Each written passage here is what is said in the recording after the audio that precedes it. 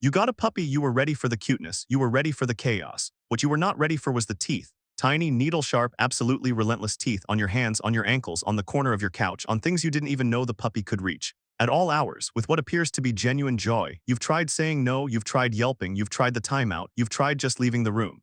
And every single morning, that puppy wakes up fully recharged and ready to bite everything again. Here's what most people don't realize. The biting isn't bad behavior, it isn't dominance. It isn't a sign that your puppy is aggressive or that you're doing everything wrong. It's actually one of the most normal, necessary things a young dog can do, and understanding why it happens, really understanding it, changes how you respond to it completely. Start here. Puppies are born without functional hands. They have no way to pick something up, turn it over, squeeze it, or manipulate it the way a human infant would. Their primary tool for exploring everything is their mouth. Biting, mouthing, and chewing are how puppies gather information. The texture, the give, the resistance, the taste, the smell released by pressure, all of that is data. When a puppy bites your hand, part of what they're doing is figuring out what your hand is, how it responds, what it does, whether it's interesting. This is sensory investigation. It looks destructive to us because we experience it through pain and chewed furniture. But from the puppy's perspective, it's curiosity in its most direct form, and that curiosity is broad. Puppies don't come pre-programmed with a list of acceptable versus unacceptable objects. Everything is potentially interesting. The expensive shoe and the designated chew toy register as roughly equivalent opportunities to investigate. The puppy isn't choosing the shoe to spite you. The shoe was just closer. This phase is also tied to teething. Puppies begin losing their baby teeth somewhere around 3 to 4 months, and the process continues through 6 months or so, though timing varies. During that window, the gums are uncomfortable. Chewing provides relief. It's the same basic reason human babies gnaw on teething rings. The puppy isn't trying to destroy things. They're trying to feel better. Here's something that changes the entire picture. Puppy biting isn't just random chaos. It serves a specific developmental purpose, learning how to control the strength of a bite. This is called bite inhibition, and it's one of the most important things a dog will ever learn. In a litter, puppies bite each other constantly. It's how they play, it's how they test boundaries, and it's also how they get immediate feedback. Bite a littermate too hard and that littermate yelps and stops playing. Bite gently and the game continues. Over hundreds of these interactions, puppies learn to calibrate. To understand that too much pressure ends the fun. This is not a lesson they're born knowing. It's a lesson the environment teaches them, and it's a lesson that has real consequences later. A dog that never learned proper bite inhibition as a puppy is a dog that, even as an adult, may not understand how to modulate pressure when they use their mouth.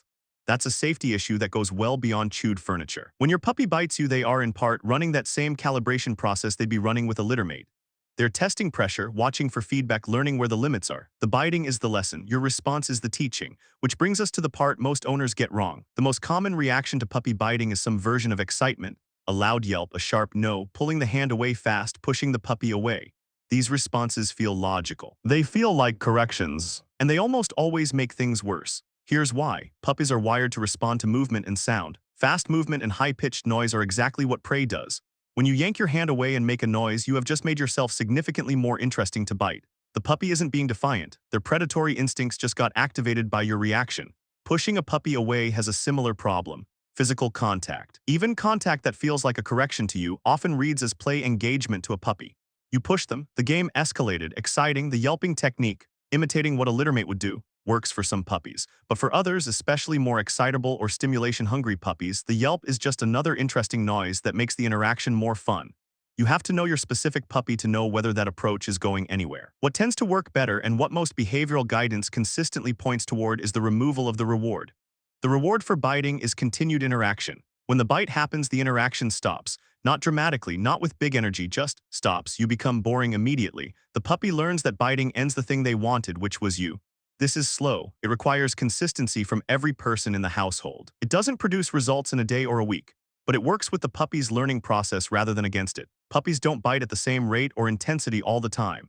There are patterns, and understanding those patterns is genuinely useful. Overtiredness is one of the biggest triggers most owners don't recognize. A puppy that is running past their sleep needs, and puppies need a lot of sleep, often 16 to 18 hours a day in early months, becomes a biting machine. The impulse control that was barely there to begin with disappears entirely when they're overtired. If your puppy's biting ramps up dramatically in the late afternoon or evening, there's a good chance they needed a nap 2 hours ago. Overstimulation works similarly. A puppy that has been in an exciting environment, meeting new people, navigating new experiences, or playing for too long hits a threshold where they can no longer regulate their own behavior. Biting in that state isn't playful. It's a puppy that is completely overwhelmed and has lost the ability to settle. Hunger and the period just after eating can both spike biting behavior. So can transitions, Coming inside after outdoor time, the moment a visitor arrives, the end of a play session when the puppy doesn't want it to be over.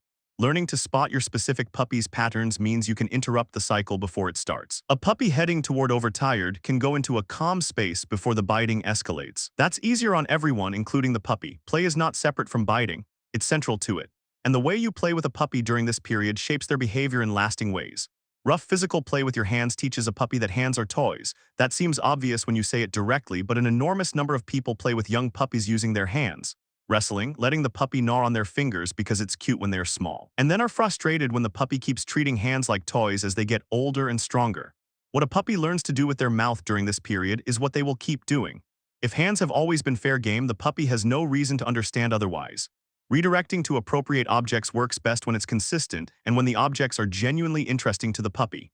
A toy that smells like nothing, sits still, and offers no resistance is a poor substitute for a moving hand. Toys that can be tugged, that have texture, that move unpredictably, those compete better with the real thing.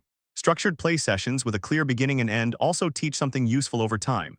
They teach the puppy that play has rules, that it starts and stops on cues, and that calm behavior is what keeps the interaction going.